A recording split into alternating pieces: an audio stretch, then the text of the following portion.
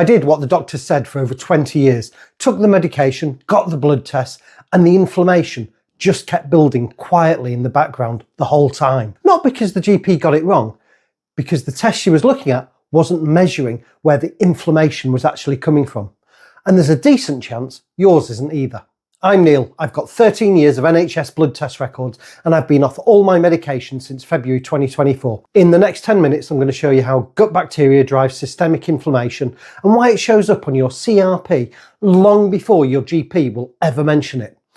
This isn't just my story, the same mechanism is running in anyone whose blood sugar, weight or energy is going in the wrong direction without a clear reason why.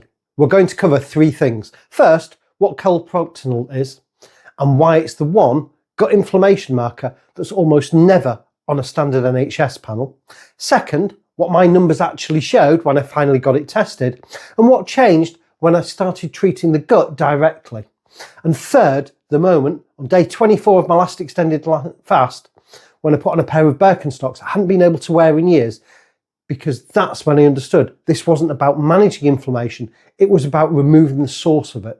For about 10 years running a kitchen company, I could set my calendar by it. Last working day before Christmas, company winds down, everyone goes home, and I'd get a gout attack, almost without fail. 2 to 4 days, sometimes longer.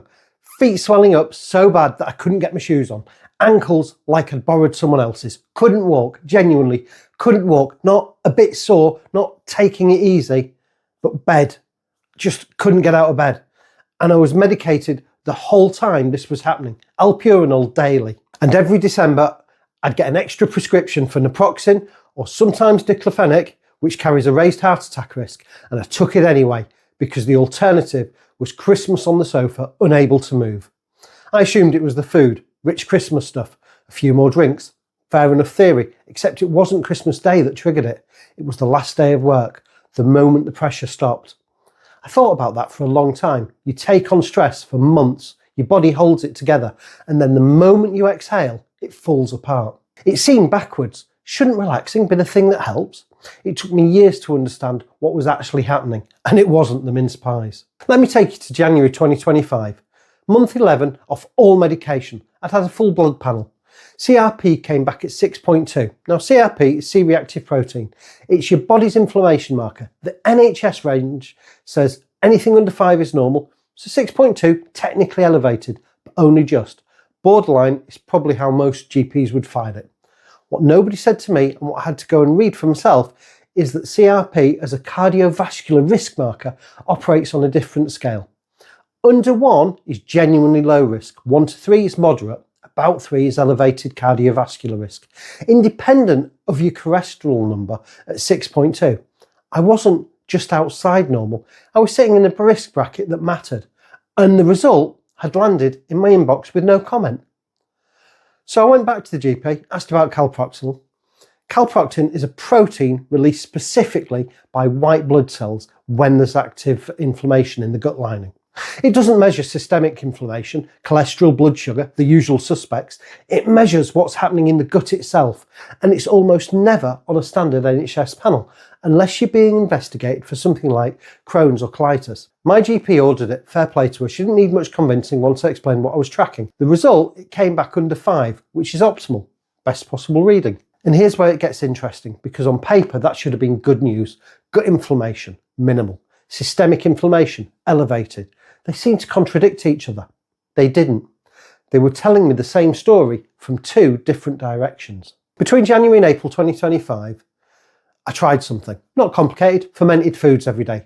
Kimchi, kefir, sauerkraut, significant fibre increase, whole foods, no takeaways, proper bread rather than the processed stuff.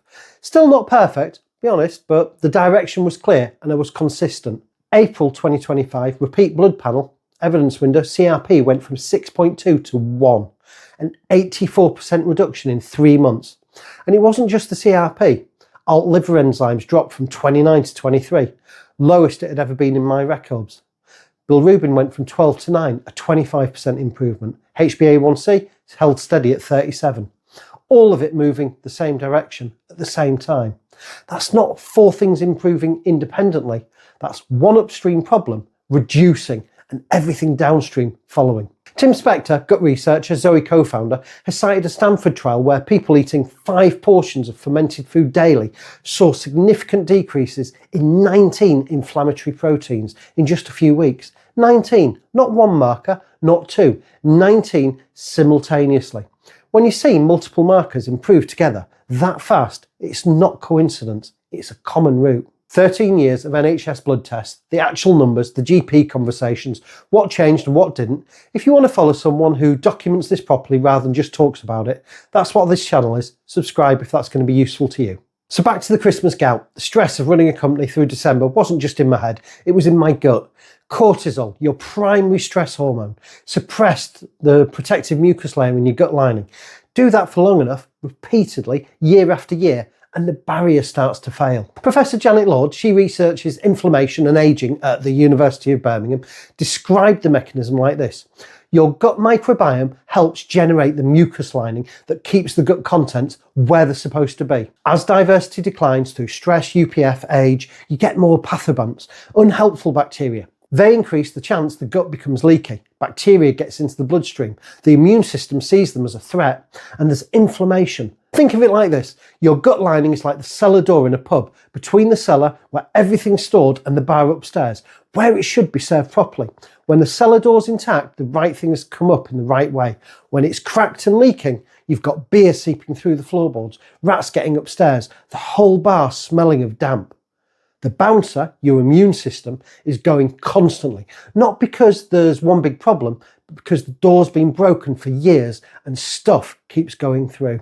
That's chronic low-grade inflammation. Not a flare, not a crisis, a constant low hum. And the gout, uric acid crystal formation, is driven partly by an inflammatory state. I was managing uric acid with alpurinol, but the gut was feeding the fire that made the crystals worse. Every December, a month of stress, degrading the gut lining, cortisol suppressing the protective barrier, and then the moment I relaxed, the inflammation that had just been building released. The gout was downstream, the gut was upstream. I was medicating the river, not the source. The Calprotectin result under 5 told me the gut lining was healing. The CRP dropping 84% told me the systemic consequence was resolving. They weren't contradictory. The Calprotectin was showing me the cause was addressed.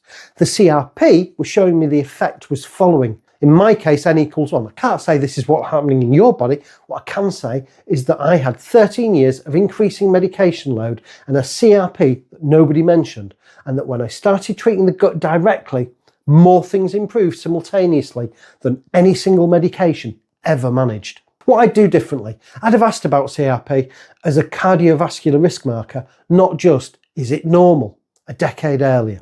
The difference between 6.2, just outside range, and 6.2, which puts you in the elevated cardiovascular risk bracket, is enormous. I didn't know to ask the right question. I do now. And I'd have asked for Calprotectin earlier. It's not a standard test. You have to know it exists to ask for it. It's not expensive, it's not invasive, and it tells you something your standard panel doesn't. If you've got unexplained inflammation, chronic conditions, energy that doesn't match your blood work, it's worth asking your GP about. If you've already got CRP that isn't shifting despite diet changes or multiple conditions that don't seem to respond to their individual medications the way they should, the gut is worth investigating. Not because the conditions aren't real, because the route they share might not be getting measured. Here's what I'd say to the version of me that hadn't been told anything was wrong yet. Chronic low-grade inflammation tends to start years before it gets a name. It shows up as energy that's consistently a bit flat, joints that are a bit achy, without a clear reason, conditions that don't seem seriously individual but cluster together. The body doesn't usually go from fine to broken overnight. It grumbles first. The mechanism connecting all of it, the gut, driving the immune system, driving the inflammatory load, is the same process whether you're medicated or not, whether you've had a diagnosis or you're just noticing something feels off. It starts quietly, long before any GP puts a label on it. And that's worth knowing. If you want to start tracking your own inflammation markers, CRP, and potentially Calprotectin, if your GP agrees, it's warranted. I've put a simple guide to what to ask for and how to interpret the numbers in the description below. It's not a prescription, just the questions I wish I'd known to ask a decade ago. This is educational content, it's not medical advice. Please speak to your GP before changing your fasting pattern, diet or medication. My situation is mine, yours needs your GP's eyes on it. Next Monday, different pattern, the same detective process.